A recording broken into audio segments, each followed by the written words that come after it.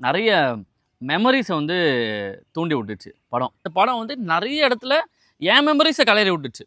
ஒரு ஸ்ட்ராங்கான எமோஷ்னல் கனெக்டும் கொடுத்துச்சு. 10th படிக்கிறப்போ அந்த ஸ்கூலில் போர்டு எக்ஸாம்ஸ் ஃபஸ்ட் எக்ஸாம் போகிறப்போ நான் அந்த தேவையான ஐட்டங்கள்லாம் இருக்கும்ல, அந்த பவுச்சில் போட்டு பென்னு, இந்த ஸ்கேலு, ரப்பரு, பென்சில், இந்த மாதிரி மேட்டருக்கெலாம் வந்து போட்டு பத்திரமா வச்சு, அப்புறம் அந்த எக்ஸாமுக்கே இருக்க ஒரு பேனிக்னஸில் முதல் எக்ஸாம்லேயே அதை மறந்துட்டு போயிட்டேன். அப்புறம் அதை அச்சு பிடிச்சி எங்கள் அம்மாவும் எங்கள் அப்பாவால் அப்போ வந்து ரொம்ப நாளாக ஒரு 2 வருஷம் வண்டி வர ஓட்டாமல் வீட்லேயே இருந்த டைம் வேறு.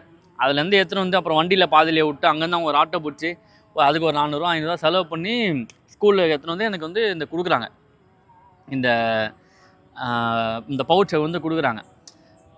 அதை பார்த்தோன்னே எனக்கு இந்த படத்தில் அவங்க அப்பா வந்து அவனை ஃபஸ்ட் எக்ஸாம் கூப்பிட்டு போகிற அந்த இது இருக்குல்ல, அந்த பதற்றத்தோட கூப்பிட்டு போகிற அது எனக்கு ஞாபகம் வந்துச்சு. ஆனால் அதே ஃபஸ்ட்டு 10th ஃபஸ்ட் எக்ஸாமுக்கு என்ன லைஃப்பில் வந்து நடந்துச்சோ அதுக்கு எக்ஸாக்டாக ஆப்போசிட்டில் என்னோடய +2 லாஸ்ட் எக்ஸாமு. அப்போ வந்து கொஞ்சம் கொஞ்சமாக அவரோட பிஸ்னஸ் பிரச்சனைகள்லாம் இருந்து வீட்டிலே இருந்து அவர் ஒரு ஜோனுக்கு போனதுனால இதே மாதிரி இந்த இந்த இந்த இந்த கதையை வந்து பர்சனலாக சொல்கிறேன். இது நம்ம வந்து எதுவும் என்ன போட முடியும் தெரில. இந்த +2 வந்து லாஸ்ட் எக்ஸாமு. அப்போ பயாலஜி எக்ஸாமுக்கு வந்து 7 நாள் லீவு. கம்ப்யூட்டர் சயின்ஸ் வந்து எங்களுக்கு 4 நாளைக்கு முன்னாடியே முடிஞ்சிடும். ஸோ அது வேறு ஒரு வருத்தம் இருக்கும். 7 நாள் கேப் இருக்கே, 7 நாள் அவங்க வேறு முடிச்சிருவாங்க. எக்ஸாம் முடித்தோடனே நம்ம பயங்கர ஃப்ரீ ஜாலியாக இருக்க போகிறோம். +2 எக்ஸாம் முடிச்சுட்டு நம்மளுக்கு வந்து ஃபுல்லாக இதுக்கப்புறம் வாழ்க்கையில் சந்தோஷமாக இருக்கலாம்னு சொல்லுவாங்களே, நீ எக்ஸாம் மட்டும் முடிச்சுன்னா அதுக்கப்புறம் உன் லைஃப்பில் எல்லாமே ஜாலியாக தான் இருக்குன்ற மாதிரி எக்ஸாமு அந்த 7 நாள் கேப்பு. அந்த 7 நாளில் நம்மளுக்கு சீக்கிரம் முடியல, கம்ப்யூட்டர் சயின்ஸுக்கு சீக்கிரம் முடியுதுன்ற ஒரு சோகம், அது ஒரு சின்ன வருத்தம் சேர்ந்து அப்படியே ஒரு அந்த 7 நாளில் 3 நாள் அதிலே போயிடுச்சு. இப்போ இந்த டைமில் எங்கள் அப்பா வந்து லைட்டாக சரக்கு அடிச்சுட்டு கரெக்டாக எக்ஸாமுக்கு முன்னாடி நாள் அவர் வந்து நான் படித்து வேலைக்கு போனால் தான் அவரே அதுக்கு தான் என்னை படிக்க வைக்கிறாங்கன்னு. ஆனால் எல்லாத்தையும் தாண்டி ஒரு டிப்ரெஷனும், ஒரு வீட்லேயே அந்த ஒரு மனுஷன் வந்து வீட்டிலே இருந்து அவரோட பிரச்சனைகள் வந்து அவருக்கே தெரியாமல் அவரை வந்து போயிட்டு இது பண்ணி அதோட சேர்ந்து கொஞ்சம் ஆல்கஹாலும் உள்ளே போனதில் என்னை சுத்தமாக படிக்கவே விடல. அந்த நைட்டு ஃபுல்லாக வந்து எப்படின்னா அத்தனை நாள் எக்ஸாமு முன்னாடி நாள் என்ன தான் ஒரு 6 நாள் டைம் வந்து படித்தாலும் லாஸ்ட் நாள் ப்ரிப்பரேஷன் ஒன்று இருக்குல்ல, அதுதான் ரொம்ப முக்கியம். படிக்கவே இல்லை. காலையிலேருந்து நைட்டு வரைக்கும் சவுண்டு ஃபுல்லாக டிஸ்டர்பன்ஸு. இந்த படத்தில் வந்து அவன் வந்து குடிச்சிட்டு அப்பப்போ பேசுவார்ல, அதை பார்த்தோன்னே எனக்கு அது ஞாபகம் வர ஆரம்பிச்சிச்சு. இப்படியே பேசி நைட்டில் ஒரு டைமில் வந்து சண்டை வந்துச்சு. நான் எக்ஸாமுக்கே போகலன்ற மாதிரி பயங்கரமாக சண்டை வந்துச்சு. அப்புறம் எங்கள் அம்மா வந்து தடுத்து, அப்புறம் வீட்டுக்கு எங்கள் மாமாலாம் வந்து அதெல்லாம் கொஞ்சம் பேசி, அப்புறம் நீ இங்கே வேறு எங்கன்னா போய் படின்னு சொல்லி அப்புறம் கொஞ்சம் நேரம் எதிர்க்க வீட்டுக்கு அமிச்சாங்க.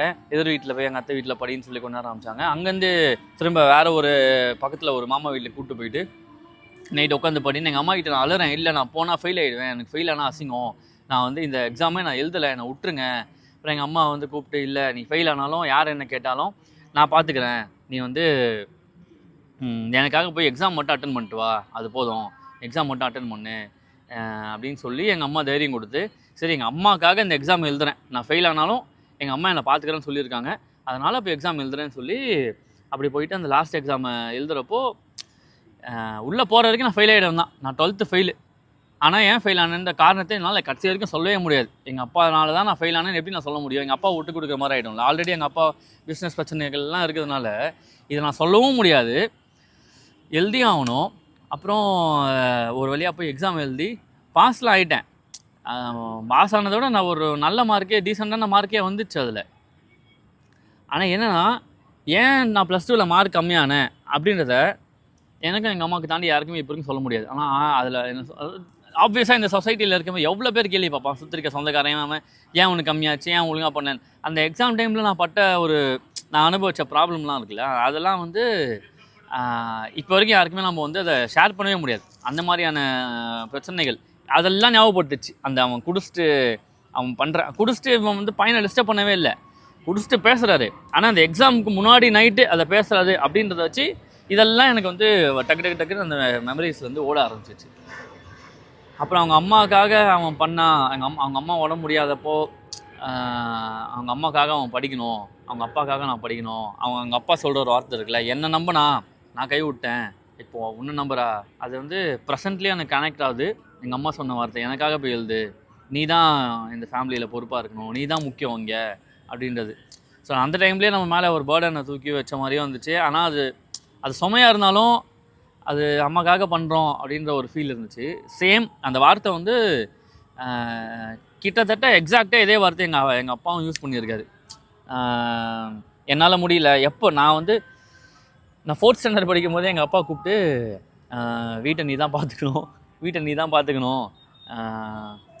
எனக்கு என்ன ஆகும்னு தெரியாது அப்படின்னு கூப்பிட்டோன்னே, இல்லை எதுவும் எதிர்பார்க்காத வர்றது தான் உண்மை காதலா அப்படின்னு ஒரு கொஸ்டினோட நம்ம அந்த படத்தை பார்க்க அந்த கேங் பசங்க போட்டு இவங்களை அடிக்க சண்டே ஆகி மாற்றி அடிச்சுக்கிட்டு எல்லா பேரண்ட்ஸும் கூப்பிட்டு விட்டு ஹீரோவோட அம்மா பிரின்சிபல் பார்க்க வராங்க. பிரின்சிபல் பார்க்க வந்தோடனே அவங்களுக்கு அப்படியே எல்லாருக்கிட்டும் கெஞ்சுறாங்க. அந்த கெஞ்சர சீன் எனக்கு ரொம்ப அப்படியே எமோஷனலாக டச்சிங் ஆச்சு. அந்த ஒரு போர்ஷன் அந்த ஒரு ரொம்ப மேட்டர் ஆஃப் மினிட்ஸ் தான், அது லெசன் 1 or 2 minutes தான் இருக்கும். லாஸ்ட்டில் கொடுத்த ஃபினிஷிங் க்ளோஷர் எனக்கு க்ளோஷர் இருந்துச்சு எல்லாத்துக்கும். ஒரு சில படங்களில் அப்படியே முட்டியாக முடிச்சிருவாங்க, இவங்களை எல்லாம் எனிமையாக ட்ரீட் பண்ணுறது இதெல்லாம் இருந்துச்சு. எனக்கு அந்த விஷயம் ரொம்ப பிடிச்சிருந்துச்சு. லாஸ்ட்டாக போயிட்டு ரொம்ப பிடிச்சிருந்துது அந்த விஷயம். ஃபெயில் ஆகிட்டே போயிட்டு நின்னாலும் 3 நாள் திட்டுவாங்க, 4வது நாள் பேசுவாங்க, இதுதான் லவ் அப்படின்ற மாதிரி சொல்லிக்கிட்டு அப்படியே கடந்து போகிறாரு. 2 பொண்ணு ஒழுங்காக க்ளோஸர் கொடுத்தல, 3வது பொண்ணுக்கு நீ பாட்டு பாய் சொல்லிட்டு போவோம் தானே, உன்னால் தான் அந்த பொண்ணால் தான் நீ பாஸ் ஆன, இல்லைனா ஃபெயில் ஆகி சும்மா தானே உட்காந்துருப்பேன், நீ ஒழுங்காக போயிட்டு சரி தேங்க்யூ அப்படின்னு சொல்லிட்டு போவோம் தானே. எதாவது சொல்லிச்சுன்னா ஓகே அப்புறம் பார்க்கலாம். ஏன் இந்த பொண்ணுக்கு மட்டும் நீ ரிவெஞ்ச் டைலாக் கொடுக்குற? அந்த விட்டு போன பொண்ணுக்கு ஏமாத்த பொண்ணுக்கெலாம் விட்டுட்டு இது தேவையில்லாத விஷயம். அதனால் அப்படியே போயிட்டுருக்கலாம், நம்ம பாட்டு கடந்து போனோமா, காலேஜ் சேர்ந்தோம், வேலைக்கு போனோம், அப்படியே போயிட்டு அதுக்கப்புறம் அப்படியே 3 பேர் நின்று செல்ஃபி எடுக்கிறாங்க. அதோட ஃபிலிம் பை கேன் அண்ட் கேங்னு முடியுது. ஆர்டின் ஷேப்பில் பஃப் எடுத்து கொடுக்குறது இதெல்லாம் கொஞ்சம் இன்ட்ரெஸ்டிங்கான ஒரு வச்சு பார்க்க. அவங்களுக்குள்ளே இருக்க ரொமான்ஸ், அவங்க அப்பாவுக்கும் அவங்க அம்மாவும் பேசுகிற டைலாக்கு, அது கிட்டத்தட்ட 7G ஃபீல்டில் ஒரு போர்ஷன் ஒன்று இருக்கும். அது ஏதோ உங்கள் வீட்டுக்கு போயிட்டு வந்ததுனால இப்படி தோணுச்சுங்க, மற்றபடிலாம் ஒன்றும் இல்லை, வீடுனா எப்படி இருக்கும் தெரியுமா அப்படின்னு கூப்பிட்டு காட்டுறது. சரி அது அந்த போர்ஷன்லாம் ரொம்ப நல்லா இருந்துச்சு, பார்க்கவும் நல்லா இருந்துச்சு, அவங்களும் நல்லா பர்ஃபார்ம் பண்ணியிருந்தாங்க. அவர் என்னடா இவரை கூப்பிட்டு இந்த அப்பா ரோவில் போட்டு வச்சுட்டு எங்கடா எதுக்குடா இவர் இருக்காருன்ற மாதிரி கட்சி வரைக்கும் அப்படியே இருப்பார். கடைசியில் அந்த ஒரு 2 minutes 3 minutes பேசுவார் உட்காந்து, இந்த 2 நிமிஷம் டைலாக் போதும்ன்றா அப்படின்ற மாதிரி அந்த டைலாகை அந்த போர்ஷனை அப்படி பர்ஃபார்ம் பண்ணி அங்கே தான் இந்த படத்தோட சோலே அங்கே தான். அவர் பேசுகிற அந்த 2 minutes தான் அந்த படத்தோட சோலே இருந்துச்சு. அந்த பொண்ணு கனகா கேரக்டரில் இருக்க அந்த பொண்ணோட பர்ஃபார்மன்ஸுமே எனக்கு ரொம்ப நல்லா இருந்துச்சு. அவங்க வீட்டில் காட்டுறப்போ அந்த டெய்லரிங் மிஷின் ஒன்று இருந்துச்சு. அந்த டெய்லரிங் மிஷின் மேலே மூடி போட்டு வச்சுருந்தாங்க. அந்த மூடி பார்த்தோன்னே எனக்கு பழைய மெமரிஸ் எனக்கு ஞாபகம் வர ஆரம்பிச்சிச்சு.